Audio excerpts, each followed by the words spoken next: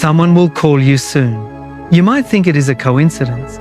You might think it is just another notification, another name lighting up the screen of your phone on a random Tuesday afternoon.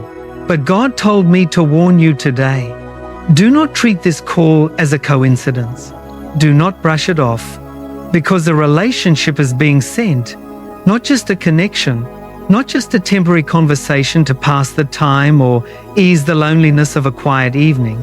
A covenant alignment is being dispatched from the throne room right now. Chosen one, I need you to listen to me very carefully. The heavens are adjusting. The people who have been walking in different directions are suddenly being pulled onto the same road. And the sign that the shift has begun will be a simple call, a message you did not expect, a voice on the other end of the line that carries the weight of a new season. Chosen one, God is sending them, and you need to be ready to recognize the knock when it comes. I know how long you have been sitting in empty rooms. I know the weight of the silence that has filled your house for months, maybe even years. The nights where you looked at your phone and there was nothing, no calls, no messages, no one asking how you were carrying the heavy things in your chest. You have watched others celebrate their connections. You have seen people walk hand in hand into the very dreams you have been praying for, and you have gone to bed quietly, pulling the blankets up, wondering if your address had somehow been lost in the filing systems of heaven. It is a scary thing to feel forgotten, especially when you are a chosen one, because when you are chosen, the loneliness feels heavier. It feels like a sentence. You start to ask the question that you do not even want to whisper out loud. Am I meant to walk this entire destiny alone? Is the price of my calling eternal isolation? Chosen one, I know that fear. I know how it sits at the bottom of your stomach, whispering that you are too different to be loved, too set apart to ever be found. But I came here today to tell you that fear is a lie. Your isolation was not a rejection. It was not a punishment. It was not God ignoring the cries you whispered into your pillow at 3 a.m. It was protection, and it was preparation. God had to pull you away from the noise of the world, away from the wrong voices and the counterfeit attachments, because the connection He is preparing to send you is too heavy to be placed on a heart that is still carrying the clutter of the past. The empty room was not a prison, chosen one. It was the construction site, and the building is almost finished. I want to tell you something about your heart right now, something that you have probably not said out loud to anyone. You build walls.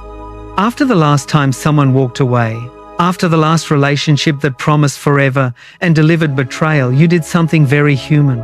You quietly started constructing a fortress around the tender parts of yourself, not out of bitterness, out of survival. You told yourself, never again. Not never again as a declaration of anger, but never again as a quiet, private act of protection. And chosen one, God does not condemn you for building those walls. He understands exactly how they got there. But tonight, He is asking you to let Him gently dismantle them, because the connection that is coming, it cannot reach a heart that is still fully barricaded. There is a man who understood the risk of love better than almost anyone who has ever written about it. His name was C.S. Lewis, Oxford scholar, Christian intellectual, author of the Chronicles of Narnia, a man who had lost his wife to cancer, a man who had written an entire book about the grief of loving someone and watching them be taken away. He knew not theoretically, not academically, but in his bones what it costs to open your heart. And in one of his most intimate works, a book called The Four Loves, he wrote something that I need you to hear. He wrote, "To love at all is to be vulnerable. Love anything and your heart will be wrung and possibly broken. If you want to make sure of keeping it intact, you must give your heart to no one. Lock it up safe in the casket of your selfishness. But in that casket, safe, dark, motionless, airless, it will change. It will not be broken. It will become unbreakable, impenetrable, irredeemable. Read that slowly. To love at all is to be vulnerable. Lewis is not telling you that love is reckless. He is telling you that love is brave. And chosen one, God did not create you for the safety of the locked casket. He created you for the holy risk of real connection. The walls you built were understandable, but God is a builder of a different kind. He has spent this entire isolated season healing the wounds that caused you to build them. He has been quietly, tenderly, carefully restoring the tender places, so that when the call comes, when the voice arrives that God is sending, your heart will be ready, open, healed, strong enough to be vulnerable again. Chosen one, your heart was not hardened, it was protected. And God is removing the protection because the danger is over. What is coming does not need to break through your walls. God is opening the gate from the inside. Now I want to tell you something specific about the call that is coming, because God does not deal in vague. And I do not want to leave you with a beautiful feeling and no understanding of what to look for.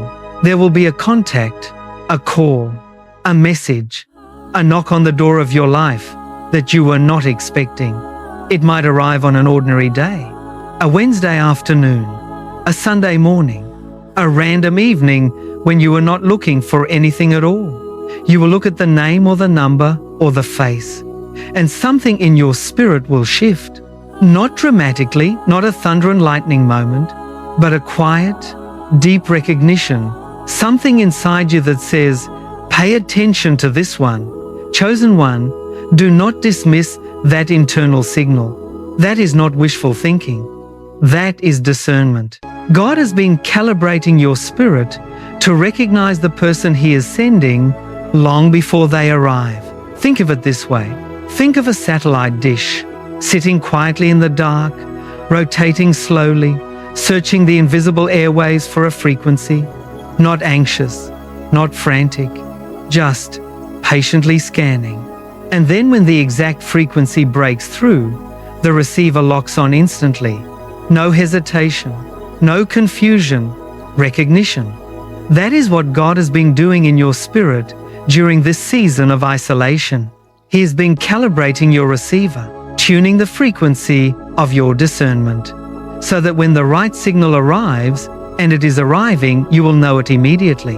Not because the person will announce themselves with a sign from heaven, but because God has already prepared you to recognize them. And there is a promise in the ancient wisdom of Proverbs that I want to place in your hands right now. Proverbs chapter 18 verse 22. It says, "He who finds a wife finds what is good and receives favor from the Lord." Now, I want you to understand what this verse is really saying, because it is easy to read it as a passive statement, as if the finding is an accident. But look at the verse again. The one who finds receives favor. Not just finds, receives favor from the Lord, which means the finding itself is an act of divine orchestration. God arranges the meeting. God positions the encounter. God is the one who directs the search to the exact address. Chosen one, you are not going to find this connection by trying harder. You are going to receive this connection because God is actively directing it toward you. I want you to think about something for a moment. On the other side of the call that is coming, there is a person, a real person, breathing the same air, lying awake at night with their own set of questions, praying their own private prayers in the dark. And right now, in this very moment, God is not just preparing you to receive, He is also preparing them to give. He's refining them, healing them, removing the things from their life that would have made the timing wrong. You have been in your preparation season. They have been in their preparation season. And the moment God has been calibrating, is the moment when your 2 seasons of preparation reach their completion simultaneously. Not one person ready and the other still under construction. Both of you ready at the same time, because that is how God arranges covenant, not rushing one person toward another before either of them can hold it, but timing the meeting with the precision of a master architect who has been drawing the blueprints since before either of you were born. But I want to speak to the space between the promise and the ring, to the quiet hours of a Friday night when the silence in your living room is so loud it feels like a physical presence. You look at your phone, it is dark. No notifications, no name. Just a cold reflection of your own waiting face. And in that silence, a voice whispers, "See? Nothing has changed. You are still here. You are still alone. You were wrong to hope." That is where the battle is fought, chosen one. The enemy uses the silence of the phone to suggest the silence of God. He wants you to believe that because the screen is dark, the heavens are closed. But the silence is not empty. It is fertile. It is the quiet room where the seeds are breaking open beneath the soil. If the phone rang too early, you would have answered with your anxiety instead of your authority. God is keeping the line quiet until your soul is settled. So do not fear the silent phone tonight. The silence is not the absence of the answer. It is the incubation of the timing. Chosen one, I need to pause for one moment. If what I am saying right now is landing somewhere real in your spirit, if you feel something shifting in your chest, a warmth, a stirring, something that feels less like information and more like confirmation, I want you to do something. Type in the comments right now, "I am ready." Not as a performance, not to let the world see your faith, but as a declaration to the spiritual realm, because declarations matter. When you speak "I am ready," you are not just expressing a feeling. You are opening a gate. You are signaling to heaven that you have done the inner work, that you have moved from hoping for connection to being prepared to receive it. Type it now. "I am ready." There is something God is changing about you that most people will not notice from the outside, but you will feel it. You are receiving a new name, not a new legal name, not a new title, a new spiritual identity. And that shift, that renaming, is what makes the upcoming connection possible.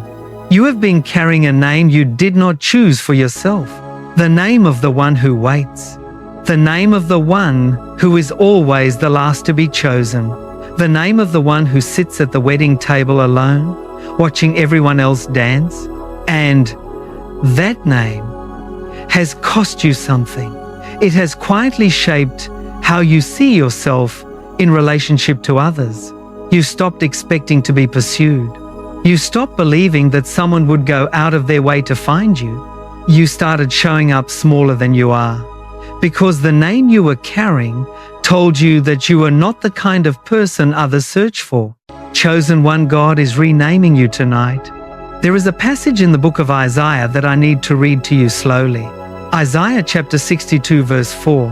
God is speaking, and he says this, "No longer will they call you deserted or name your land desolate, but you will be called Hephzibah and your land Beulah, for the Lord will take delight in you and your land will be married." Let that land in your spirit. No longer will they call you deserted. You will be called Hephzibah. In the Hebrew language, Hephzibah means my delight is in her, not my obligation is in her, not my project is in her. My delight, God is saying, you are not the one I endure. You are the one I delight in, the one I look at and feel something light up in me. And your land, your relational ground, the soil of your heart will be called Beulah. Married, joined, belonging to someone. Chosen one, God is not just sending a relationship. He is changing the spiritual identity of the ground you are standing on, from desert to garden, from desolate to desired, from abandoned to actively pursued. Now I want you to think about what that means for the doors that have closed in the past. Every relationship that ended, every connection that promised something and then fell apart, every person you loved who walked away before the story could finish. Those endings were not evidence that you were not lovable. They were God clearing the land, because you cannot plant a garden on soil that is still full of the roots of the wrong tree. The breakups that broke you, the silences that confused you, the exits that left you standing alone in the corridor of your own life, they were not random losses. They were God removing what was occupying space that He had already earmarked for something covenant. Chosen one, the land is cleared now. The new planting is about to begin. I want to show you something that God has been doing in your life that you may not have been able to see while you were living through it. Imagine a house, your house, the one you have been living in spiritually, the interior world of your heart, your expectations, your understanding of love and relationship. Now imagine a builder arriving at that house, not to make small renovations, not to repaint a room or replace a window, but to gut the entire structure, to tear down walls that were built wrong, to remove foundations that were laid on sand, to open up the floor plan in ways that the original builder, the fear and the hurt of your past, never intended. The construction would be loud. It would feel like chaos. It would look like destruction. From the inside, it would feel like losing something. C.S. Lewis, the Oxford professor, whose faith was forged not in the comfort of certainty, but in the fire of his own questions, understood this kind of divine renovation. In his book, Mere Christianity, the book that has brought more intellectuals to faith than perhaps any other work of the 20th century, he wrote these words: "Imagine yourself as a living house. God comes in to rebuild that house. At first, perhaps, you can understand what He is doing. He is getting the drains right and stopping the leaks in the roof and so on. You knew that those jobs needed doing, and so you are not surprised. But presently, He starts knocking the house about in a way that hurts abominably and does not seem to make any sense. What on earth is He up to? The explanation is that He is building quite a different house from the one you thought of. You thought you were being made into a decent little cottage, but He is building a palace." Read that last line again. You thought you were being made into a decent little cottage, but He is building a palace. Chosen one, the pain of this season was not random demolition. It was divine architecture. God was not tearing your life apart. He was tearing down the cottage to build the palace. The palace that is large enough to hold not just your own life, but a covenant life, a life designed for two, a structure strong enough to support the weight of the relationship He's about to bring. You thought you were becoming a smaller, quieter version of the person you hoped to be. You thought the isolation was shrinking you, but chosen one, God, was expanding you. Every wall He took down created more space, more capacity, more room for what is coming. The palace is almost finished, and palaces are not built for one person to live in alone. Think of two planets traveling in separate, vast orbits across the dark space. If they speed up too quickly, they miss each other. If they slow down, they drift apart into the void. They must arrive at the exact intersection of coordinates at the precise microsecond for their gravity to lock them together. That is how God coordinates your path with the one He is sending. He is not just managing your speed, He is managing theirs. He is controlling the planetary pull of their life, ensuring that their trials and their victories align with yours. You are not lagging behind. They are not running late. You are both moving in the precise gravitational pull of a sovereign God. If you had met last year, the alignment would have crashed. If you meet next year, the window might have closed. but you are docking at the exact docking station of divine destiny. The orbits are converging. The alignment is inevitable. There is a book in the Bible that most people rush past because they do not know what to do with it. A book that seems too intimate, too personal, too romantic to sit comfortably in the middle of a collection of ancient texts about God and history and law. But it is there, right there in the center of Scripture, and God put it there on purpose. The Song of Solomon. In the 2nd chapter, right in the middle of one of the most beautiful love poems ever written, there is a moment where the beloved speaks, and she describes a voice calling to her. And what the voice says is a declaration that God has been preparing to speak over your life. The voice says, "Arise, my darling, my beautiful one, come with me. See, the winter is past, the rains are over and gone. Flowers appear on the earth. The season of singing has come. The winter is past." I need you to sit with that for a moment, chosen one. Not rush to the flowers, not jump straight to the singing. Sit with the word past. Past, done, behind you. Not ending, not still ending, already ended. The winter of isolation and silence and empty rooms and unanswered prayers. The God of seasons is declaring that season is behind you. The rains are over and gone.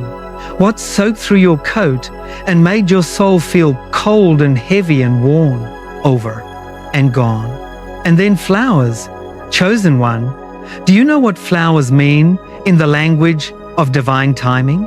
They are not the fruit. They are not the fullness of what is coming. They are the signal that the fullness is on its way. When you see a flower, you do not yet have the harvest. But you know the harvest is no longer a question.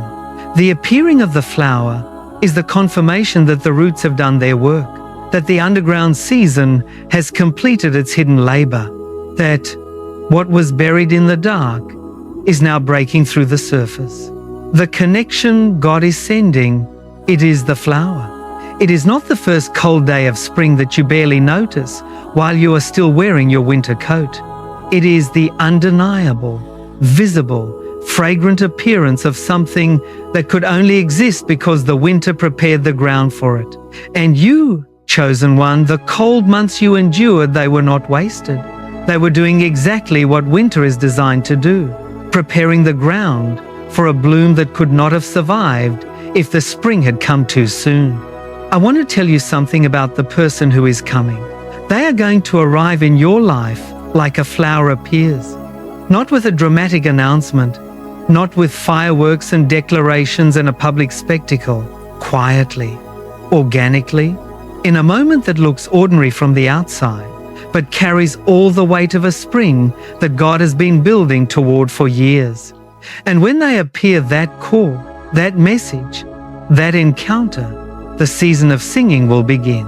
Not a performance, not a forced joy that you have to manufacture for the sake of faith, a natural, welling up, cannot contain it singing that simply arrives, because the song was always inside you. It just needed a spring to release it. Chosen one, I need you to hear me clearly now, because what I am about to say is not encouragement. It is a declaration. It is a prophetic statement that God has authorized me to make over your life tonight. The alignment is dispatched. This is not wishful thinking. This is not the product of emotion or sentiment or a desire to make you feel better before you close this video and go back to the same quiet room. God has already moved. The call is already in motion. The person is already being directed toward your address. What you are waiting for is not waiting for God. God already released it. What you are waiting for is the appointed moment of arrival, and appointed moments, chosen one, they come. They always come. They have never once been late in the history of God's dealings with His people. I want you to refuse something tonight. I want you to refuse the counterfeit, because here is what the enemy does when God is about to release covenant. He sends a counterfeit first. a relationship that looks right from a distance, a connection that speaks the right language, a person who arrives just before the real one, and whose primary job is to settle you, to get you to accept the mud pie when the sea is 3 steps away. Chosen one, do not settle tonight. Do not take the version that almost fits. Do not accept the connection that is 60% of what you prayed for, because God did not build a palace in your spirit to put furniture from a cottage inside it. What is coming is the full version, the complete version, the version that does not require you to adjust your expectations downward to make it work. Hold the standard, because what God has sent meets the standard.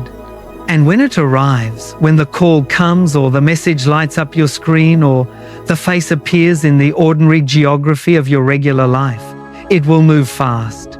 That is the other thing I need to warn you about. When God releases covenant, when the appointed time arrives, it does not move slowly.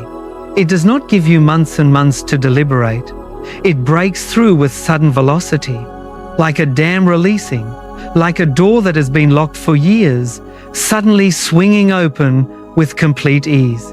Because the timing was never about the destination being unprepared. The timing was about you being unprepared.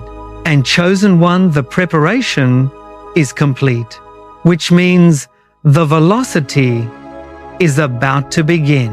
The same God who sent the servant across the desert to find Rebekah before she even knew someone was coming for her. The same God who placed Ruth in Boaz's field on what looked like an ordinary morning with no significance. The same God who orchestrated a chance encounter and called it covenant. That same God, tonight, has already sent the angel of connection with your name on the assignment. Your address is confirmed. Your coordinates are locked. And what is coming for you? It knows exactly how to find you. It does not need you to run toward it. It needs you to be exactly where you are, still, open, ready. Because what God dispatches always arrives. Comment covenant right now if you receive that. Not because you need to prove something, because a declaration of faith opens the atmosphere. Covenant. I want to leave you with 2 final words from C.S. Lewis before we pray.